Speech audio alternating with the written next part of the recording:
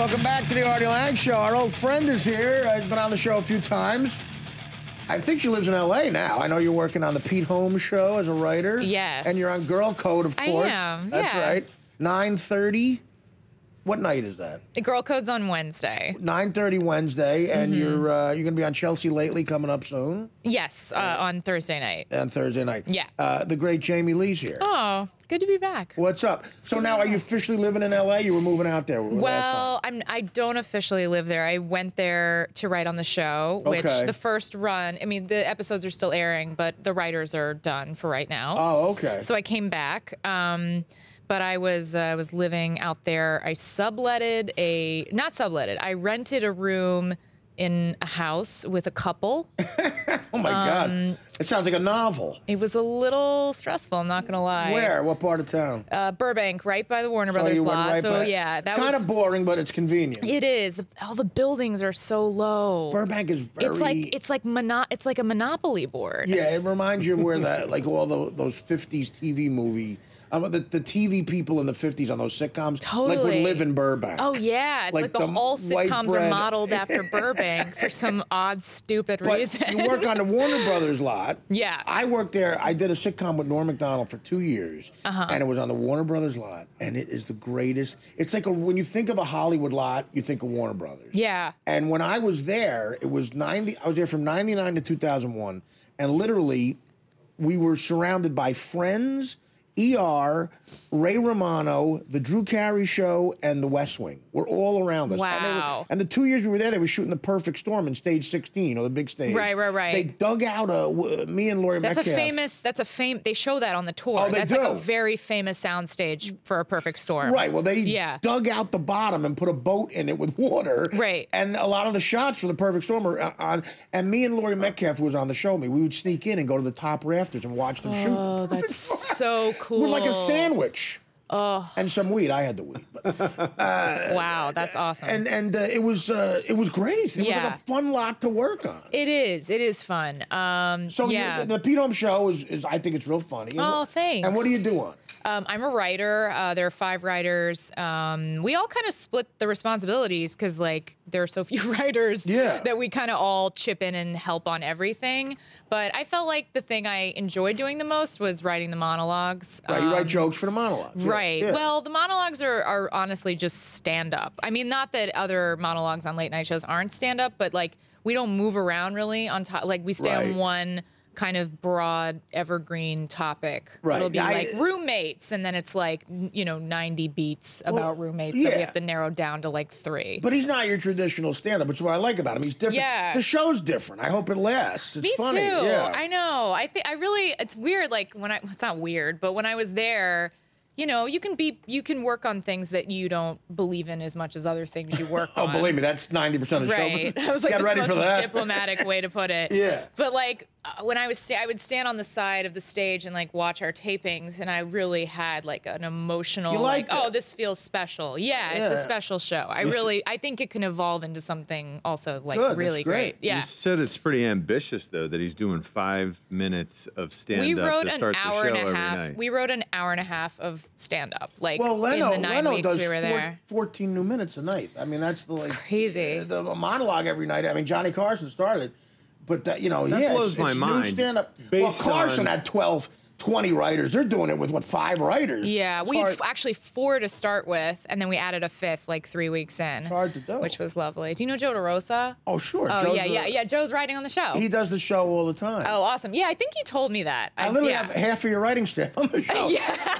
No, Joe's real funny. Yeah, he's amazing. So he's like such a great dude. He moved out there too? He moved. He moved permanently. He got a new apartment, super nice place. Yeah. Went and helped him do some feng shui. I still never know how to say that. Feng, I don't know. I did some shui. And I would be horrible at that. Yeah, I don't know. I would bail through the somewhere between feng and shui. I'd go. Listen, there's a game on. Anyways, so he got a great apartment and he lives out there now. Is the old Western town still on that lot? Did you ever take a golf cart back to the old? Oh, yeah, I think it is. I mean, all it's a great the place to. I almost said it's a great place to bang a chick. I mean, that's probably happened there. I banged a couple. The mother on Everyone Loves Raymond. I banged back there. No, but you should. That's a fun thing if it's still back there to show. They literally shot High Noon with Gary Cooper there. Yeah, I mean, and they have the old jails and stuff. Right. It's I mean, I walked I feel like every time I had free time, I would just like wander back by all the like facades of the buildings, and they're always like doing things to them, but I don't know what. Yeah, it doesn't seem like they shoot anything anymore. But it's really weird. It's like desolate, but there's always like one guy who's just like hammering away on a set. But I'm like, I feel like if this was like urgent, you would have like a team. It might, it might be a guy like on a work program from prison. Yeah. You just hammer the Western town at Warner Brothers. But now Girl Code is in New York. Yeah. So you're busy as hell. It's been pretty crazy, but now it's like slower, so I get into panic mode of like, I hate idling, and I don't know what's going to happen, because I don't know if Peace Show's coming back, and we don't know if Girl Code's getting a third season. So, like, it's kind of this interesting time when I'm like... Girl Code's a big deal, right? I feel like Girl Code will get a third season, yeah. But, I mean, there's still, like, there's just no guarantees. So I immediately just go into, like, panic mode that I'm failing miserably at life. Oh, come on. I just default to, like, everything's falling apart. You're the lead guest on this show. Come on. What is it? This is my redemption. This is my safe place. Everywhere else is terrible. Doing the show costs you $23. You can get benefits from that. No, but the good thing is though, you know how to do stand up, which is good. It's like a 401k plan. Do the road. Yeah. Do you ramp up the road when you have free time? Yeah, I plan to. I mean, I guess everyone's sort of felt like it's tough to like book road gigs because they're worried I'm just gonna have to end up canceling. Right. So. Oh, okay. Yeah. All right. Because they don't know like what's gonna happen, but I should step it up because I want to be doing more stand up. You want to make $1 billion? I don't know why. Girl Code, you got Guy Code, right? Those are big hits over there. Yeah. Someone had to have pitched this. If not, it's MTV. Oh, let me hear it. If it's MTV, it's political correctness. I could make it. I would walk in there and say, I'll give you 2 words. You're going to make $1 billion. Okay. Because we live in the times we live in. Can I guess what it is? Go right ahead. Gay Code? Yeah, why not? It's already been pitched. Okay. Yeah. It's already been pushed? Gay Code's being pushed? I think Gay Code, honestly, I think I read something that Gay Code is going to maybe be on Logo, which is also owned by Viacom, the gay and lesbian channel. That makes sense, right? Nowadays. Yeah, I think they are working on it. Right. I'm pretty sure. Yeah, it makes total sense. But I would be so interested in watching that I almost wish it was just like on, not that I don't watch, I mean, I don't really watch Logo. I don't even know what Logo is. It's like the gay lesbian network. That's Does everyone get that? Do you have to pay?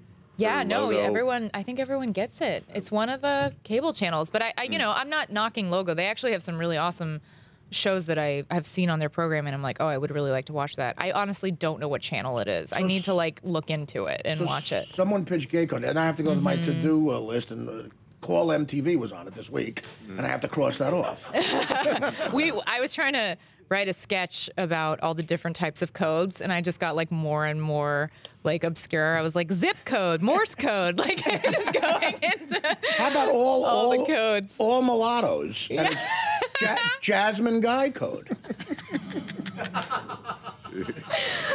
For your younger people, she was a famous mulatto in the 80s. Oh my God! All punters, Ray Guy Code, right? We could do that here.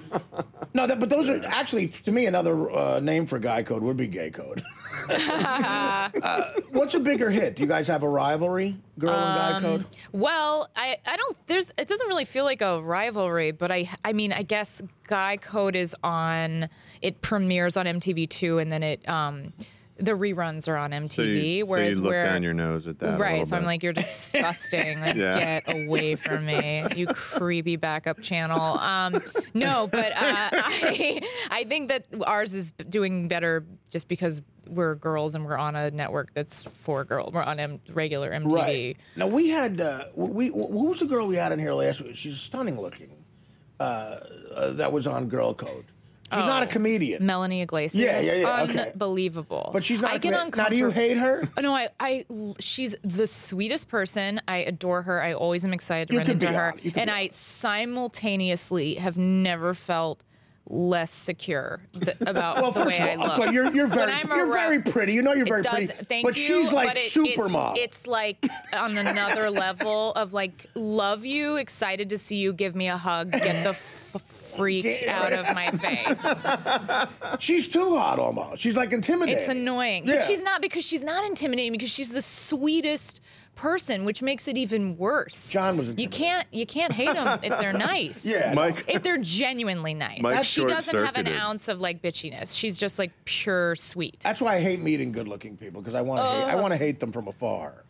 And she's so great. I mean, I like love talking to her. She's like, but aren't you mad that she's not a comic, and like she gets to like twirl her hair and go, I would tell a guy to get out of my apartment, girl code. I mean, no. I mean, I don't know. I guess that's was that a bad impression? She's smarter than that. It's hard because I'm pretty. But there's the meanness coming out. She was on Guy Code. It makes sense that she came over to Girl Code. I don't know. I think that Girl Code. I think that's what I like about the show, though, is that I think everyone's able to be funny on it. Right. Like, I really do think that. Like, you're going to stick with the show business live. That's fine. Way it's, I'm not, no, I'm really not trying to be diplomatic. Like, I watched it today. So you think she's as funny as you are? Oh, no, I don't, no, I'm not being. Back after this. I'm not, okay. The Artie Lange Show, weeknights on Audience, only on DirecTV.